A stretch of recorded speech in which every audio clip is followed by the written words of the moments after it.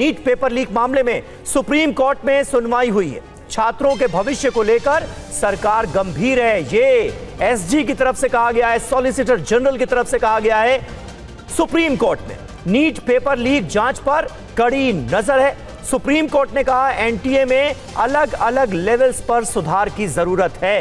परीक्षा में सुधार प्रक्रिया पर सरकार की तरफ से हलफनामा दिया जाना चाहिए। अस्थायी उपायों की जगह सुधारों को संस्थागत बनाएं, यह सुप्रीम कोर्ट ने कहा है। अब 3 अगस्त को मामले की सुनवाई होगी। तो यह बड़ी जानकारी है। सुप्रीम कोर्ट की तरफ से एक बेहद अहम टिप्पणी की गई है जिसमें कहा गया है कि एनटीए में अलग अलग लेवल्स पर सुधार की जरूरत है। परीक्षा में सुधार प्रक्रिया पर सरकार की तरफ से हलफनामा दिया जाना चाहिए, यानी सरकार को हलफनामा देने के निर्देश दिए हैं सुप्रीम कोर्ट ने।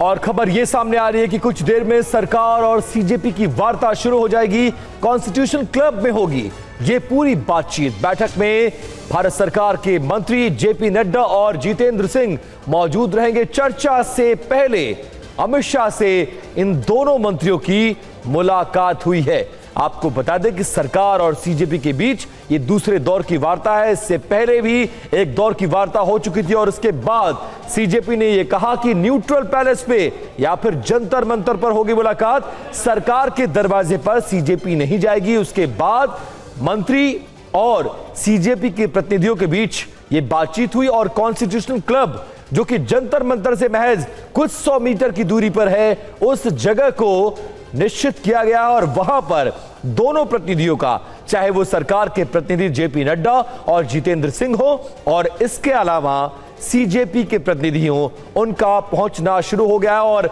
अहम बात यह है कि इस बातचीत से पहले जेपी नड्डा और जितेंद्र सिंह ने गृह मंत्री अमित शाह से मुलाकात की है और इस पूरी मुलाकात पर हमारी नजर बनी हुई है। हमारे तमाम संवाददाता कॉन्स्टिट्यूशनल क्लब में मौजूद है जो एक एक पल की हमें अपडेट बता रहा है और ये तस्वीरें बता रही है कि संभवतः जंतर मंतर से यह प्रतिनिधिमंडल कॉन्स्टिट्यूशनल क्लब के लिए मूव कर रहा है।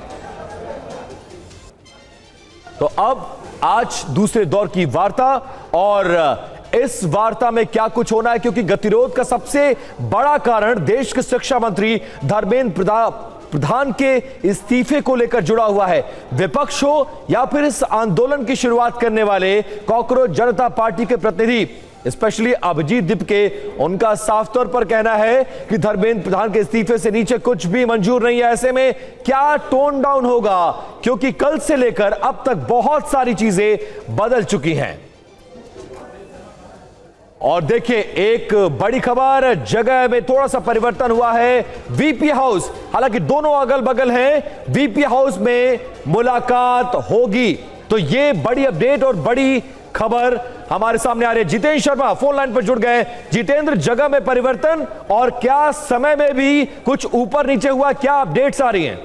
जी बिल्कुल, देखिए विपिन, जो हमारे सोर्सेज हमें बता रहे हैं, पहले कॉन्स्टिट्यूशन क्लब में मीटिंग होनी थी क्योंकि कॉकरोच जनता पार्टी की तरफ से साफ तौर पर सरकार को बोला गया था कि जो पार्टी होगी वो एक न्यूट्रल प्लेस पर होगी, यानी कि अगर वो यहाँ नहीं आना चाहते तो हम भी वहाँ पर नहीं जाएंगे। तो इस तरह की बातें थी, जिसके बाद कॉन्स्टिट्यूशन क्लब की बात रखी गई थी और कॉन्स्टिट्यूशन क्लब में 12:30 बजे आज ये मीटिंग शुरू होनी थी। लेकिन अब पता चला कि जो लोकेशन है वो चेंज हो चुकी है। कॉन्स्टिट्यूशन क्लब के ठीक बराबर में जो विट्ठल भाई हाउस है, यानी कि वीपी हाउस, उसके अंदर अब ये मीटिंग हो रही है। वहां पर बताया जा रहा है कि जो आशुतोष श्रीलंका है कॉकरोच पार्टी की तरफ से सौरभ दास है, ये दोनों पहुंच चुके हैं। इसके अलावा ये भी बताया जा रहा है कि जो जेपी नड्डा है उनकी सिक्योरिटी भी अंदर मौजूद है। तो जाहिर सी बात है मीटिंग शुरू हो चुकी है।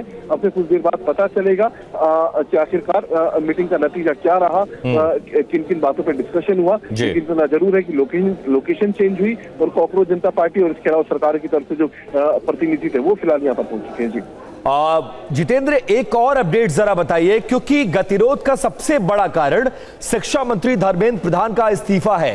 क्या इन्हीं मांगों के साथ सीजेपी के प्रतिनिधि सरकार के मंत्रियों से मिल रहे हैं या फिर कुछ ऊपर नीचे होने की संभावना है? क्योंकि कल रात से लेकर अब तक बहुत सारी चीजें बदल गई हैं। शिक्षा सचिव का तबादला हो, सरकार अब उस बिल में संशोधन करने जा रही है जो 2024 को में लेकर आया गया था, इसके अलावा प्रधानमंत्री का संदेश और बहुत सारी चीजें, कैबिनेट की बैठक। इस बीच क्या उनके टोन डाउन कुछ होता नजर आ रहा है? मांगों में कोई परिवर्तन होता नजर आ रहा है? इस मुलाकात में किन मांगों के साथ वो पहुंच रहे हैं? बिल्कुल, देखिए सरकार की तरफ से जो तमाम बातें की गई, नए कानून को लेकर बात की गई, इसके अलावा ये भी बोला कि जो कुछ मांगे हैं उन पर काम किया जाएगा। उन पर उसको लेकर सोनम वांगचुक ने कहीं ना कहीं अपनी रजामंदी दिखाई। सोनम वांगचुक ने अपना अनशन तोड़ दिया, लेकिन जो लगातार कांग्रेस जनता पार्टी से जुड़े प्रतिनिधि है, जैसे कि अगर अभिजीत दीपके की बात करें, सौरभ दास की बात करें, इन लोगों को साफ तौर पर कहना था कि इनका अनशन तब तक नहीं टूटेगा, इनका प्रोटेस्ट जब तक खत्म नहीं हुआ तब तक की जो शिक्षा मंत्री है धर्मेंद्र प्रधान वो अपना इस्तीफा नहीं दे देते हैं। तो अब देखना ये होगा कि क्या वो अभी भी अपनी मांगों पर अडिग रहेंगे वहां पर, या फिर थोड़ा बहुत यानी कि 2 कदम सरकार आगे चले, 2 कदम ये लोग आगे चले, तो इस तरीके की स्थिति पैदा होती है या नहीं होती है, तो ये सब कुछ थोड़ी देर बाद पता चलेगा। लेकिन इतना जरूर है कि ठीक है, तो नजर बनाकर रखिए जितेंद्र, और इस बैठक पर हमारी भी निगाह है। क्या कुछ होता है, किन मांगों के साथ सीजेपी के लोग पहुंचते हैं, बैठक के बाद क्या कुछ आता है, इस पर नजर बनी रहेगी। फिलहाल बहुत शुक्रिया आपका इस जानकारी के लिए। और देखिए, एक और बहुत बड़ी खबर का हम रुख कर रहे हैं। बस कुछ ही देर के बाद प्रधानमंत्री मोदी की अध्यक्षता में कैबिनेट की बैठक भी होने वाली है। पेपर लीक मामले में खड़ा कानून बनाने की तैयारी है। कैबिनेट में सख्त कानून के मसौदे पर चर्चा होगी। पेपर लीक से जुड़े कानून में प्रावधानों को मंजूरी भी संभव है आज की कैबिनेट की इस बैठक में। कैबिनेट की मंजूरी के बाद अगले हफ्ते संसद में इसे पेश भी किया जाएगा, बिल को पेश किया जाएगा। तो आपको बता दें कि 1 बजे का वक्त था जो पहले जानकारी आई थी। अभी खबर आ रही है कि बस कुछ ही देर के बाद कैबिनेट की बैठक शुरू होने वाली है। यह भी आपको बताएं कि हालांकि 2024 में जो लोक परीक्षा अधिनियम 2024 का कानून है, पेपर लीक को लेकर ही इसके खिलाफ जो कानून है अब और ज्यादा कड़ा किया जाएगा कानून को। जो जानकारी सामने आ रही है और इसको लेकर क्या मसौदे रखे जाते, क्या मंजूरी होती है, देखना होगा।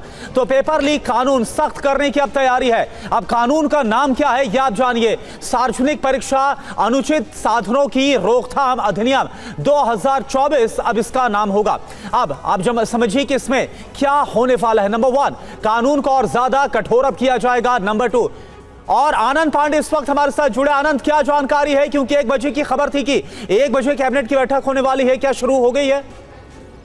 जी, अब से कुछ देर में बैठक शुरू होने वाली है। सबसे पहले सीसीएस यानी कि कैबिनेट कमेटी एंड सिक्योरिटी की बैठक होगी, जिसमें प्रधानमंत्री नरेंद्र मोदी के साथ राजनाथ सिंह, निर्मला सीतारमण, एस जयशंकर और गृह मंत्री अमित शाह की बैठक होगी। शुरुआत में 5-10 मिनट के लिए सीसीएस की बैठक होती है। जो मौजूदा मुद्दे होते हैं, सुरक्षा जुड़े उस पर चर्चा होती है। उसके तुरंत बाद फिर कैबिनेट की बैठक शुरू होगी।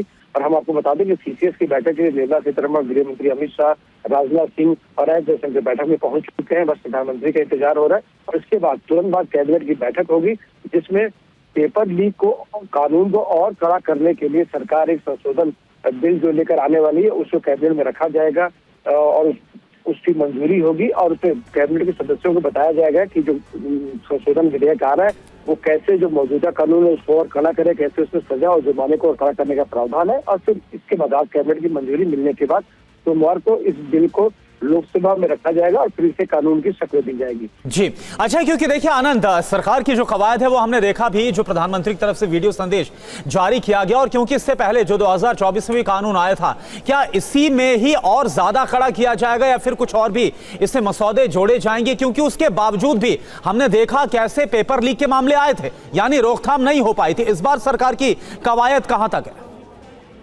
जो मौजूदा कानून है उसी को ही और कड़ा किया जाएगा। सरकार 2024 में जो कानून लेकर आई थी, जो कि 21 जून से प्रभावी हुआ था और वो कानून अभी लागू है, उसी कानून को और कड़ा किया जाएगा। एक सजा के तौर पर उसको और कड़ा किया जाएगा, सजा बढ़ाई जाएगी, साथ ही साथ जुर्माने का प्रावधान है उसको भी बढ़ाया जाएगा। और तीसरी बात ये कि इसी कानून में ही जो फास्ट ट्रैक कोर्ट है इनको इसमें शामिल किया जाएगा। यानी कि अब आगे से कोई भी ये कानून बनने के बाद आगे भविष्य में कोई भी अगर पेपर लीक होता है तो जो लोग भी इस मामले में पकड़े जाएंगे उनका जो ट्रायल होगा वो फास्ट ट्रैक कोर्ट में चलेगा, डे टू डे बेसिस पर ट्रायल चलेगा, स्पीडी ट्रायल होगा और जल्द से जल्द उनको कानून के कटघरे में खड़ा किया जाएगा, उनको सजा दिलाई जाएगी।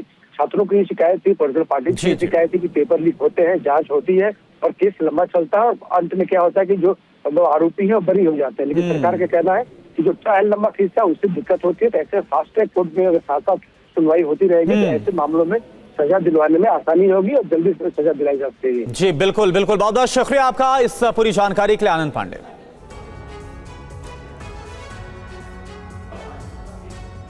और आइए अब खबरों में आगे बढ़ते हैं। गुजरात के नवसारी जिले में दूसरे दिन भी बाढ़ का कहर जारी है। लगातार भारी बारिश और नदियों के उफान पर होने की वजह से पूरे जिले में तबाही आई हुई है। ताजा रिपोर्ट आपको दिखाते हैं। जिस ओर नजर घुमाओ पानी ही पानी। जहां कल तक बच्चे खेलते थे, आज वहां पर कारें तैर रही हैं। ये नवसारी है जो बाढ़ के पानी के आगे बेबस नजर आ रहा है। नवसारी और बिलीमोरा के 1 लाख से ज्यादा लोग 2 दिन से पानी के कैद में हैं। पूर्णा, अंबिका और कावेरी नदियां उफान पर हैं। सूरत, तापिया और डांग से आने वाली तेज बारिश ने जिले को तबाह कर दिया। कई परिवारों के सपने, उनके सालों की कमाई, सब कुछ पानी में डूब गया है। सड़कें नदियां बन गई हैं, बाजार बंद हैं, स्कूल बंद है, अस्पताल तक पहुंचना मुश्किल है।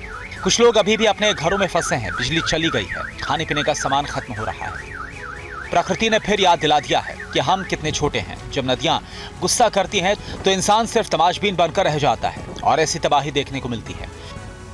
लोग एक दूसरे का साथ दे रहे हैं। प्रशासन और राहत टीमें लगातार काम कर रही हैं। अभी तक 500 से ज्यादा लोगों को सुरक्षित निकाला जा चुका है। कई इलाकों में लोग छतों पर फंसे हुए हैं और रेस्क्यू ऑपरेशन जारी है।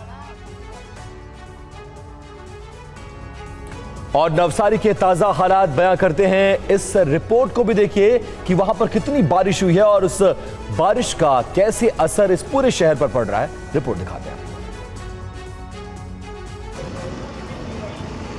नवसारी की इन तस्वीरों को देख लीजिए। लोग घरों में कैद हैं, सड़कें पानी में डूब चुकी हैं और घर जलमग्न हैं। नवसारी में लगातार बारिश के बाद हालात ये हैं कि इमारतें अब द्वीप बन चुकी हैं। चारों ओर पानी का सैलाब है। लोग इस जल जेल में कैद होने को मजबूर हैं।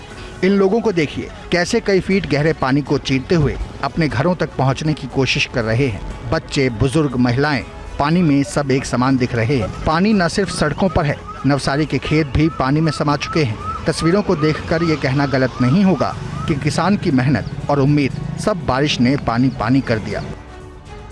ये तस्वीरों के साथ साथ इंसानी कहानियां हैं, जहां स्कूल बंद, खेत डूबे, मवेशी पानी में फंसे, लोग घरों में कैद हैं। मौसम विभाग ने अगले 4 दिनों तक तेज बारिश का अलर्ट जारी किया है। कुछ इलाकों में आंधी तूफान और बिजली गिरने की भी संभावना है। लेकिन प्रशासन के लिए प्रभावित इलाकों में पहुंच अब भी एक चुनौती है। और देखिए गुजरात के वापी शहर में बाढ़ बारिश के बाद हालात क्या हैं, ये भी आपको दिखा देते हैं। दूर दूर तक पानी ही पानी। ये गुजरात के वलसाड की तस्वीर है, जहां कभी घर थे अब वहां सिर्फ छतें दिखाई दे रही हैं। सड़कें गायब हो चुकी हैं। वलसाड जिले में बाढ़ ने सब कुछ अपनी आगोश में ले लिया है। तस्वीरों को देखिए। प्रभावित लोगों को निकालने के लिए हेलीकॉप्टर का इस्तेमाल किया जा रहा है ताकि पानी में फंसे लोगों को मदद का हाथ बढ़ाया जा सके। पानी ने कोई भेद नहीं किया। ऐसा लग रहा है पानी ने सबको खुद में विलीन कर लिया है। रेस्क्यू टीम के सदस्य खुद पानी में उतरकर लोगों को सुरक्षित जगह पर पहुंचा रहे हैं।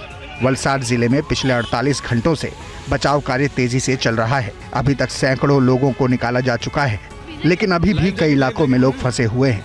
प्रशासन ने लोगों से अपील की है कि नदियों और निचले इलाकों से दूर रहें। मौसम विभाग ने अगले 24 घंटे में कुछ और बारिश की संभावना जताई है। ऐसे में राहत और बचाव कार्यों की चुनौती और बढ़ गई है। वहीं वलसाड में पानी में फंसे परिवारों के लिए हेलीकॉप्टर की आवाज बाढ़ की इस खौफनाक मंजर में जिंदगी के लिए किसी उम्मीद से कम नहीं। और गुजरात में तेज बारिश ने किस शहर की सूरत बदल कर रख दी है, इस रिपोर्ट में देखिए। सूरत में बारिश ने कहर बरपाया है। पिछले कई घंटों से हो रही मूसलाधार बारिश ने शहर के कई इलाकों को तालाब बना दिया। सड़कों पर 2 से 3 फीट तक पानी भर गया है। जहां देखिए वहां पानी ही पानी। कई जगह लोग अपनी गाड़ियों में फंस गए। गाड़ियों के इंजन बंद हो रहे हैं। ट्रैफिक पुलिस ने कई मुख्य रास्तों पर बैरिकेडिंग कर दी है और लोगों को प्रभावित इलाकों में जाने से सख्ती के साथ रोका जा रहा है। पुलिस लोगों से बार बार बिना जरूरत के घरों से बाहर ना निकलने के लिए कह रही है। जलभराव वाले इलाकों से गुजरते समय सावधानी बरतने की सलाह दी जा रही है। 21 निचले इलाकों में सतर्क रहने की अपील के साथ वैकल्पिक रास्तों का इस्तेमाल करने की सलाह दी गई है। भारी बारिश का अलर्ट है और अभी भी बारिश चालू है। अभी आप देख रहे खाटू श्याम के मंदिर के सर्विस रोड और वीवीआईपी रोड, महावीर कॉलेज वाला सर्विस रोड वगैरह में पानी भर गया है। इसीलिए हमने स्पेसिफिक डाइवर्जन पॉइंट लगाया है। जहाँ पर पानी है वहाँ पर बैरिकेडिंग लगाए हुए हैं और जितने भी हमारे लो राइज एरिया है 21 हमने आइडेंटिफाइड किए हैं, वहीं हर जगह पर पुलिस तैनात है। और बारिश के बाद गुजरात के अहमदाबाद में भी हालात सामान्य नहीं हैं। ये रिपोर्ट देखिए।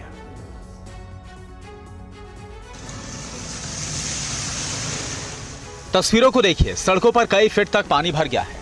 गाड़ियां आधे तक पानी में डूबी हुई हैं। लोग ऑफिस और घर जाने के लिए निकले थे, लेकिन तेज बारिश ने उनके सफर को मुश्किल बना दिया। अहमदाबाद के मुख्य इलाके जैसे एसजी हाईवे, आश्रम रोड, मणिनगर, वस्त्राल और नारोल में जलभराव देखा जा रहा है। कई जगहों पर पानी इतना ज्यादा है कि छोटी गाड़ियां फंस गई हैं। ट्रैफिक पुलिस की टीम मौके पर पहुंची हुई है, लेकिन कुछ इलाकों में बारिश थमने का नाम नहीं ले रही। शहर के कई इलाकों में यातायात पूरी तरह से ठप हो गया है और लोग लंबे ट्रैफिक जाम में फंसे हुए हैं। एनडीआरएफ और स्थानीय आपदा प्रबंधन की टीमें हाई अलर्ट पर हैं। कई स्कूल और कॉलेजेस ने आज छुट्टी घोषित कर दी है। मौसम विभाग के मुताबिक अगले कुछ घंटों में और बारिश होने की संभावना है। मूसलाधार बारिश के बाद अहमदाबाद शहर की सड़कों पर पानी ही पानी है। पिछले कुछ घंटों में 225 मिलीमीटर से ज्यादा बारिश दर्ज की गई है, जिसकी वजह से सड़कों पर जलभराव हो गया है। इधर गुजरात के कई जिले बाढ़ बारिश से बहुत बुरी तरह से प्रभावित हैं। प्रशासन और एनडीआरएफ की टीम लोगों का रेस्क्यू कर रही है। आप रिपोर्ट देखिए। गुजरात के नवसारी में खाखवाड़ा इलाके में पानी में फंसे लोगों को बचाने के लिए एनडीआरएफ की टीम लगातार काम कर रही है। राहत अभियान के तहत एनडीआरएफ ने अब तक 38 लोगों को सुरक्षित निकाला है। अब खेड़ा जिले की इन तस्वीर को देखिए, जहां तेज बारिश से एक बड़ा हादसा हुआ।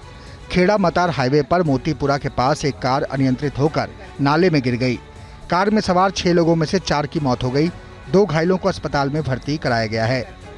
बचाव टीमों ने 3 शव बरामद कर लिए हैं, जबकि 1 शव की तलाश अब भी जारी है। सुरेंद्रनगर की इस तस्वीर को भी देखिए, जहां तेज बारिश की वजह से उलाक गांव में बाढ़ जैसे हालात बन गए। इलाके में जिला प्रशासन, पुलिस और दमकल विभाग ने मिलकर बचाव अभियान चलाया और 27 लोगों को सुरक्षित बाहर निकाला। वहीं अहमदाबाद के चलौड़ा गांव में तेज बारिश में फंसे 3 लोगों का भी रेस्क्यू किया गया।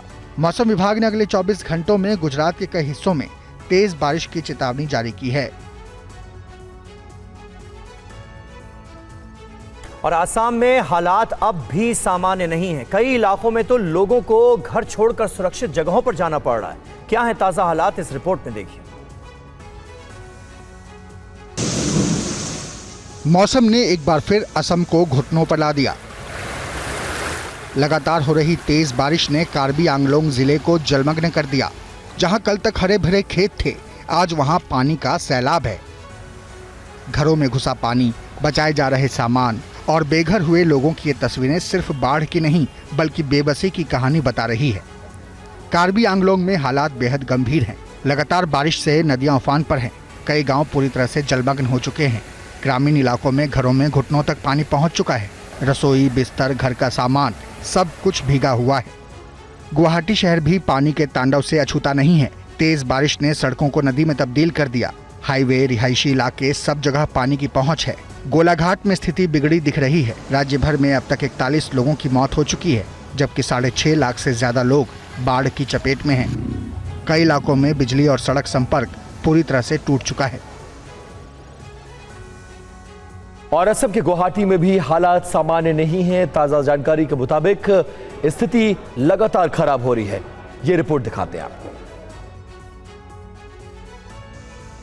गुवाहाटी में पिछले 24 घंटे से लगातार हो रही तेज बारिश ने शहर के कई इलाकों को पानी में डुबो दिया। सड़क नदियों में तब्दील हो गई। आम लोगों की जिंदगी ठप हो गई। रुकमणी गांव समेत शहर के कई निचले इलाकों में जल भराव देखा जा रहा है। सुबह से लोग घर से निकलने में हिचकिचा रहे हैं। ऑफिस जाने वाले, स्कूल कॉलेजेस जाने वाले छात्र और दुकानदार सभी परेशान हैं। कई जगहों पर गाड़ियां पानी में फंस गई हैं। ट्रैफिक पूरी तरह से जाम है। चौंकाने वाली तस्वीरें पेट्रोल पंप से भी आई। आमतौर पर गाड़ियां ईंधन भरवाने आती हैं, लेकिन वहां अब नाव की जरूरत पड़ रही है। पंप पूरी तरह पानी से लबालब भर गए। बैंक के एटीएम भी पानी के घेरे में हैं। लोग नकदी निकालने के लिए संघर्ष कर रहे हैं। कई एटीएम सेंटर के बाहर पानी इतना ज्यादा है कि अंदर जाना मुश्किल। स्थानीय लोगों का कहना है कि हर साल बारिश के मौसम में यही हालात होते हैं, लेकिन इस बार बारिश की तेज रफ्तार ने सबको चौंका दिया। मौसम विभाग ने अगले 48 घंटे में गुवाहाटी और आसपास के इलाकों में तेज बारिश की संभावना जताई है। इधर महाराष्ट्र के नासिक जिले में बाढ़ बारिश के कहर ने लोगों की परेशानी बढ़ा दी है। हालात क्या हैं, आप देखिए।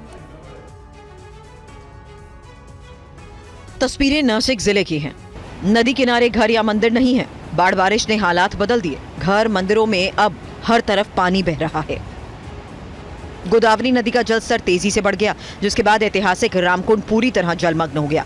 मंदिर के शिखर तक पहुंचा ये उफान बताता है कि जहां कभी भक्तों की भीड़ लगती थी, वहां आज सिर्फ पानी की लहरें दिख रही हैं।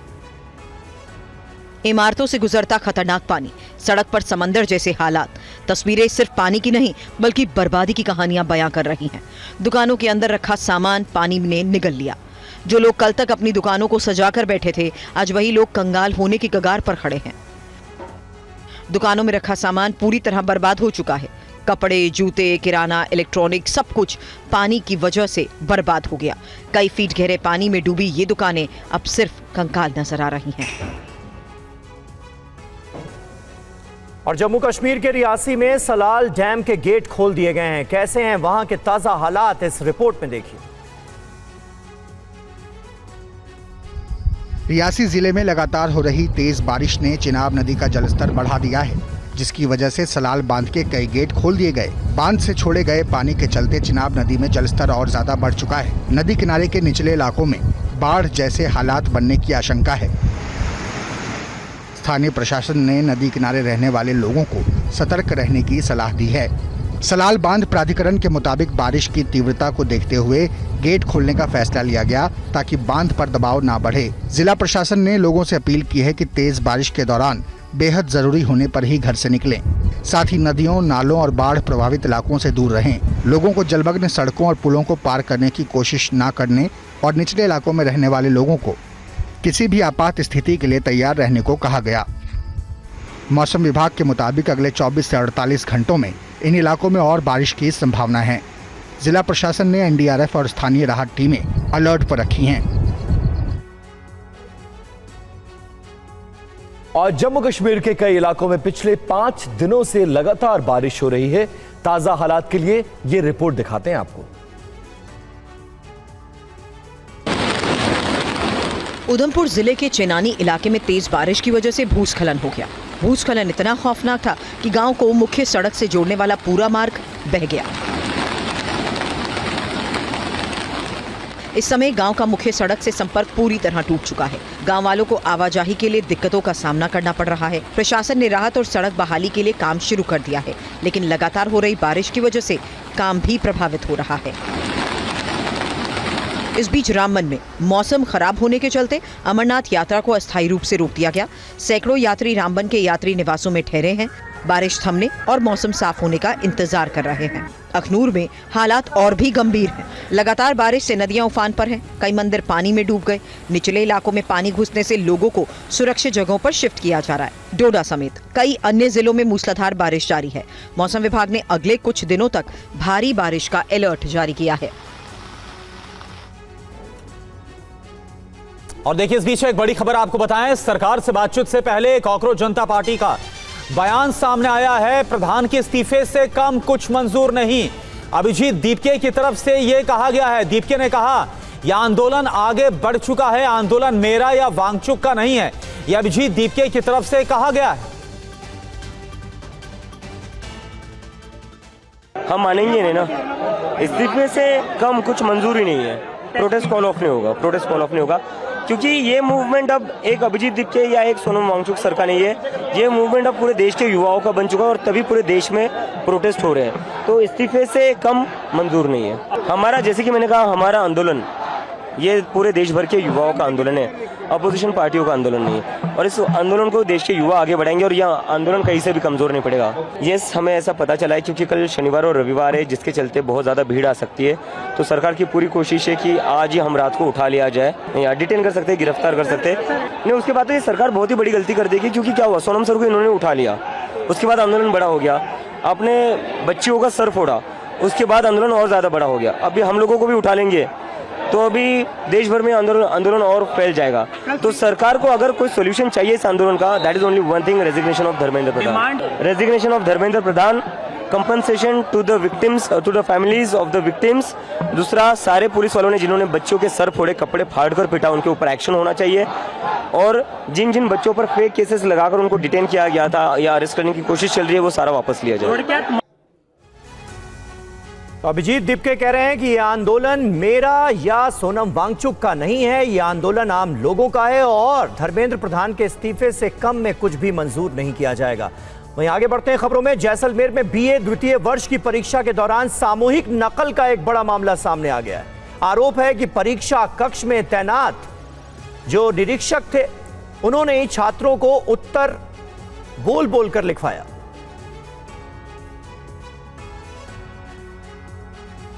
एआई का जमाना है जिसने पढ़ाई को भी बड़ा ही आसान बना दिया। कई स्टूडेंट एआई की मदद से अच्छा भी कर रहे हैं। फिर भला एआई के इस जमाने में नकल की क्या जरूरत?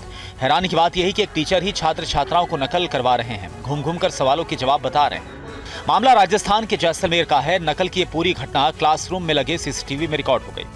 अगर सीसीटीवी नहीं होता तो फिर सच भी सामने नहीं आता। दरअसल जय नारायण व्यास विश्वविद्यालय की फ्लाइंग स्क्वाड टीम ने औचक निरीक्षण के दौरान इस कथित गड़बड़ी का पर्दाफाश किया और मौके पर 93 उत्तर पुस्तिकाएं सील कर सामूहिक नकल का मामला दर्ज किया। वहीं कॉलेज के प्रोफेसर पवन कुमार शर्मा ने बताया कि परीक्षा के साथ कोई समझौता नहीं किया जाएगा। यूनिवर्सिटी जीरो टॉलरेंस नीति के तहत काम कर रही है। नकल या परीक्षा की पवित्रता प्रभावित करने वालों के खिलाफ कठोर कार्रवाई की जाएगी। भविष्य में परीक्षा प्रणाली अधिक पारदर्शी, उत्तरदायी और तकनीक सक्षम बनाने के लिए सुधार किया जा रहा है। और बिहार के खगड़िया जिले से चौंकाने वाली खबर सामने आई है, जहां स्कूल में बांटे जाने वाले मिड डे मील में सांप के मिलने की घटना से सब लोग हैरान हैं। इस घटना के बाद खाना खाने से 20 बच्चों की तबीयत बिगड़ गई है। रिपोर्ट देखिए। बिहार के खगड़िया जिले के चौथम प्रखंड के एक स्कूल में गुरुवार को मिड डे मील खाने के बाद बच्चों की स्थिति खराब हो गई। मिड डे मील में मरे हुए सांप का बच्चा मिलने की सूचना के बाद हड़कंप मच गया। छात्र छात्राओं में घबराहट फैल गई। घबराने की वजह से कई बच्चों की तबीयत बिगड़ गई और उसके बाद अभिभावक स्कूल पहुंच गए और हंगामा होने लगा। घटना के बाद आनन फानन में बच्चों को सामुदायिक स्वास्थ्य केंद्र लाया गया। घटना की खबर पूरे प्रखंड में फैल गई। ड्यूटी पर मौजूद डॉक्टर्स ने बच्चों को स्लाइन चढ़ाया और उनका तत्काल इलाज किया। सीएससी के प्रभारी ने बताया कि मामला फूड पॉइजनिंग का लगता है। भोजन में सांप होने की बात के बाद बच्चों में घबराहट बढ़ गई। बच्चों का उपचार किया गया है। फिलहाल बच्चे खतरे से बाहर। और पंजाब पुलिस के एएसआई ने फिरोजपुर फीडर नहर में छलांग लगा दी। कूदने से पहले उन्होंने एक वीडियो रिकॉर्ड किया जिसमें महिला समेत 7 लोगों के नामों का जिक्र है। पंजाब पुलिस के एक और मुस्तैद जवान की जिंदगी राजनीति, ब्लैकमेलिंग और बदनामी की भेंट चढ़ गई। फिरोजपुर में तैनात एएसआई गुरदयाल सिंह ने नहर में कूदकर अपनी जान दे दी। सुसाइड के फैसले से पहले एएसआई ने एक झकझोर देने वाला वीडियो जारी किया। मेरी घरवाली ने सरजीत कौर ने पिछले दिनी वार्ड नंबर 11 मुर्गी महला बटाला तो बीजेपी ਦੀ ਟਿਕਟ ਦੇ ਉੱਤੇ ਇਲੈਕਸ਼ਨ ਲੜੀ ਸੀ। ਕਿਸੇ ਜਨਾਨੀ ਦੇ ਨਾਲ ਉਸਦੇ ਭਰਾ ਅਮਨਦੀਪ ਸਿੰਘ ਪੁੱਤਰ ਪਿਆਰਾ ਲਾਲ ਨੇ ਇੱਕ ਵੀਡੀਓ ਬਣਾ ਕੇ ਤੇ ਇੱਕ ਆਡੀਓ ਬਣਾ ਕੇ ਕਿਸੇ ਜਨਾਨੀ ਨਾਲ ਮੇਰੀ WhatsApp ਤੋਂ ਫੋਟੋ ਲਾ ਕੇ YouTube ਦੇ ਉੱਤੇ ਪਾ ਦਿੱਤੀ ਸੀ, ਜਿਸ ਨਾਲ ਮੈਨੂੰ ਬਹੁਤ ਧੱਕਾ ਲੱਗਾ ਸੀ। ਇਹ ਜੋਤੀ ਪੱਤਰਕਾਰ ਨੇ ਉਹਨਾਂ ਦੋਨਾਂ ਨਾਲ ਗੱਲ ਕਰਕੇ ਵੀ ਤੁਹਾਨੂੰ ਇਸ ਤਰ੍ਹਾਂ ਪੈਸੇ ਦਵਾਨੇ ਹਨ, एक गलत दरखास्त दवा देती है। अब तक एएसआई का कोई पता नहीं चल सका है। नहर में पुलिस और गोताखोरों की टीम लगातार तलाश अभियान चला रही है।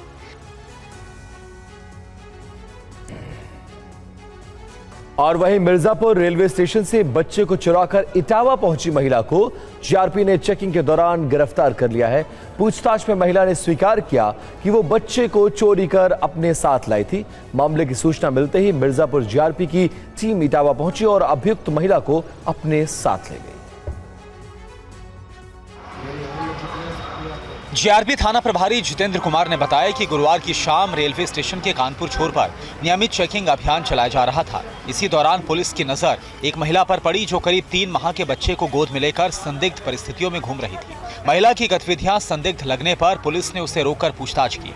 पूछताछ में महिला ने अपना नाम मीना देवी बताया। जांच के दौरान पता चला कि महिला के पास मौजूद 3 माह का बच्चा उसका नहीं है, बल्कि उसे मिर्जापुर रेलवे स्टेशन से चुराया गया था। मिर्जापुर जीआरपी थाने में पहले से ही बच्चे के अपहरण का मामला दर्ज कराया गया था। कड़ाई से पूछताछ करने पर मीना देवी ने पुलिस को बताया कि वो बच्चे को पालने की नियत से मिर्जापुर रेलवे स्टेशन से उठाकर ले आई थी। बच्चे की मां सो रही थी, तभी उसने वारदात को अंजाम दिया। घटना के बाद पकड़े जाने के डर से वो मिर्जापुर से मगध एक्सप्रेस में सवार होकर इटावा पहुंच गई और यहां छिपकर रहने की कोशिश कर रही थी। जांच में यह भी सामने आया कि मीना देवी के पहले से 2 बेटे हैं।